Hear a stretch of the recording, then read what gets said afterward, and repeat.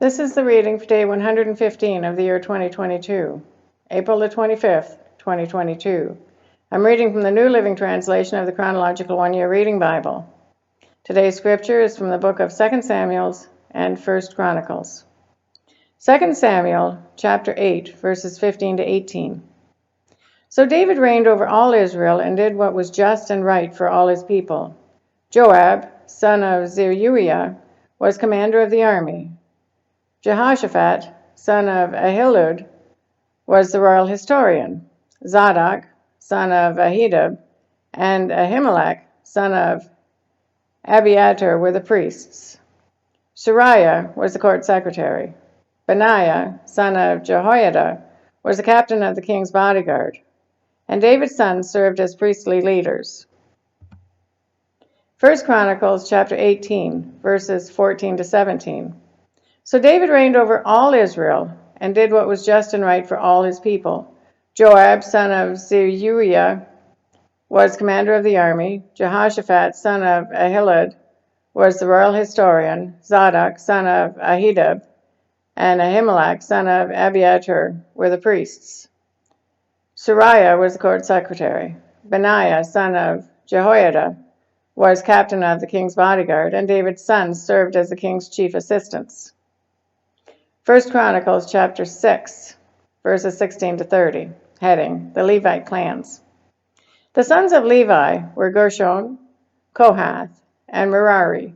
The descendants of Gershon, including Libni and Shimei. The descendants of Kohath included Amram, Izhar, Hebron, and Uzziel. The descendants of Merari included Mali and Mushi. The following were the Levite clans listed according to their ancestral descent. The descendants of Gershon included Libni, Hahe. The descendants of Gershon included Libni, Hahe, Zimah, Joah, Iddo, Zerah, and Jathurai. The descendants of Kohath included Aminadab, Korah, Azar, Elkanah, Abiasaph, Azar, Tahath, Uriel, Uzziah, and Shaul. The descendants of Elkanah included Amasai, Ahimoth, Elkanah, Zaphri, Nerhath, Eliab, Jeroham, Elkanah, and Samuel. The sons of Samuel were Joel, the older, and Abijah, the second. The descendants of Merari included Mali, Libni, Shimei, Uzzah, Shemiah, Haggiah, Isaiah. 1 Chronicles chapter 6, verses 50 to 53. The descendants of Aaron were Eleazar, Phinehas, Abishua, Buki, Uzzi, Zariah, Merarith, Amariah, Ahitub, Zadok, and Ahimaaz. 1 Chronicles chapter 6, verses 31 to 48, heading, The Temple Musicians. David assigned the following men to lead the music at the house of the Lord after the ark was placed there. They ministered with music at the tabernacle until Solomon built the temple of the Lord in Jerusalem. They carried out their work following all the regulations handed down to them. These are the men who served along with their sons. Heman, the magician, was from the clan of Kohath. His genealogy was traced back through Joel, Samuel, Elkanah, Jeroham, Eliel, Toa, Zuph, Elkanah, Mahath, Amasai, Elkanah, Joel, Azariah, Zephaniah, Tahath, Azar, Abiasaph, Korah, Izhar, Kohath, Levi, and Israel. Heman's first assistant was Asaph from the clan of Gershon. Asaph's genealogy traced back through Berechiah, Shemiah, Michael, Basia, Malchijah, Ethni, Zerah, Adaiah, Ethan, Zimmah, Shema, Hahe, Gershon, and Levi. Heman's second assistant was Ethan, from the clan of Merari. Ethan's genealogy was traced back through Kishi, Abdi, Maluk, Hashabiah, Amaziah, Hilkiah, Amzi, Bani, Shimmer, Mali, Mushi, Merari, and Levi. The fellow Levites were appointed to various other tasks in the tabernacle, the house of God. 2 Samuel chapter 9, starting at verse 1, heading, David's kindness to Mephibosheth. One day David asked, is anyone in Saul's family still alive? Anyone to whom I can show kindness for Jonathan's sake? He summoned a man named Ziba, who had been one of Saul's servants. Are you Ziba? The king asked. Yes, sir, I am, Ziba replied. The king then asked him, is anyone still alive from Saul's family? If so, I want to show God's kindness to them. Ziba replied, yes, one of Jonathan's sons is still alive. He is crippled in both feet. Where is he? The king asked. In Lodebar, Ziba told him, at the home of Machir, son of Amiel. So David sent for him and brought him from Machir's home. His name was Mephibosheth. He was Jonathan's son and Saul's grandson. When he came to David, he bowed low to the ground in deep respect. David said, greetings, Mephibosheth. Mephibosheth replied, I am your servant. Don't be afraid, David said. I intend to show kindness to you because of my promise to your father Jonathan. I will give you all the property that once belonged to your grandfather Saul, and you will eat here with me at the king's table. Mephibosheth bowed respectfully and exclaimed, who is your servant that you should show such kindness to a dead dog like me? Then the king summoned Saul's servant Ziba and said, I have given your master's grandson everything that belonged to Saul and his family. You and your sons and servants are to farm the land for him to produce food for your master's household. But Mephibosheth, your master's grandson, will eat here at my table. Ziba had 15 sons and 20 servants. Ziba replied, yes, my lord the king, I am your servant, and I will do all that you have commanded. And from that time on, Mephibosheth ate regularly at David's table like one of the king's own sons. Mephibosheth had a young son named Micah. From then on, all the members of Ziba's household were Mephibosheth's servants. And Mephibosheth, who was crippled in both feet, lived in Jerusalem and ate regularly at the king's table. 2 Samuel chapter 10, starting at verse 1, heading, David defeats the Ammonites.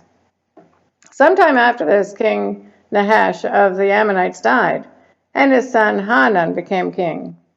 David said, I'm going to show loyalty to Hanan just as his father Nahash was always loyal to me. So David sent ambassadors to express sympathy to Hanan about his father's death. But when David's ambassadors arrived in the land of Ammon, the Ammonite commanders said to Hanan, their master, do you really think these men are coming here to honor your father? No. David has sent them to spy out the city so they can come in and conquer it. So Hanan seized David's ambassadors and shaved off half of each man's beard, cut off their robes at the buttocks, and sent them back to David in shame. When David heard what had happened, he sent messengers to tell the men, stay at Jericho until your beards grow back, and then come back, for they felt deep shame because of their appearance. When the people of Ammon realized how seriously they had angered David, they sent and hired 20,000 Aramean foot soldiers from the lands of Bethrehob and Zobah, 1,000 from the king of Maacah, and 12,000 from the land of Tob. When David heard about this, he sent Joab and all his warriors to fight them. The Ammonite troops came out and drew up the battle lines at the entrance of the city gate, while Arameans from Zobah and Rehob and the men from Tob and Maacah positioned themselves to fight in the open fields. When Joab saw that they would have to fight on both the front and the rear, he chose some of Israelites' elite troops and placed them under his personal command to fight the Arameans in the fields. He left the rest of the army under the command of his brother Abishai, who was to attack the Ammonites. If the Arameans are too strong for me, then come over and help me, Joab told his brother. And if the Ammonites are too strong for you, I will come and help you. Be courageous. Let us fight bravely for our people and the cities of our God. May the Lord's will be done. When Joab and his troops attacked, the Arameans began to run away. And when the Ammonites saw the Arameans running, they ran from Abishai and retreated into the city. After the battle was over, Joab returned to Jerusalem. The Arameans now realized that they were no match for Israel. So when they regrouped, they were joined by additional Aramean troops, summoned by Hadadezer from the other side of the Euphrates River.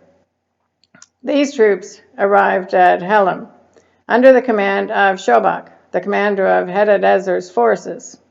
When David heard what was happening, he mobilized all Israel, crossed the Jordan River, and led the army to Helam. The Arameans positioned themselves in battle formation and fought against David. But again, the Arameans fled from the Israelites. This time, David's forces killed 700 charioteers and 40,000 foot soldiers, including Shobach, the commander of their army. When all the kings allied with Hadadezer saw that they had been defeated by Israel, they surrendered to Israel and became their subjects. After that, the Arameans were afraid to help the Ammonites. 1 Chronicles chapter 19, starting at verse 1, heading, David defeats the Ammonites. Sometime after this, King Nahash of the Ammonites died, and his son Hanun became king. David said, I am going to show loyalty to Hanun because his father, Nahash, was always loyal to me. So David sent messengers to express sympathy to Hanun about his father's death. But when David's ambassadors arrived in the land of Ammon, the Ammonite commanders said to Hanun, do you really think these men are coming here to honor your father? No. David has sent them to spy out the land so they can come in and conquer it. So Hanun seized David's ambassadors and shaved them, cut off their robes at the buttocks, and sent them back to David in shame. When David heard what had happened to the men, he sent messengers to tell them, stay at Jericho until your beards grow back, and then come back. For they felt shame because of their appearance. When the people of Ammon realized how seriously they had angered David, Hanun and the Ammonites sent 75,000 pounds of silver to hire chariots and charioteers from Aram Naharaim, Aram Maacah, and Zobah. They also hired 32,000 chariots and secured the support of the king of Maacah and his army. These forces camped at Medbah, where they were joined by the Ammonite troops that Hanun had recruited from his own towns. When David heard about this, he sent Joab and all his warriors to fight them. The Ammonite troops came out and drew up their battle lines at the entrance of the city, while the other kings positioned themselves to fight in the open fields.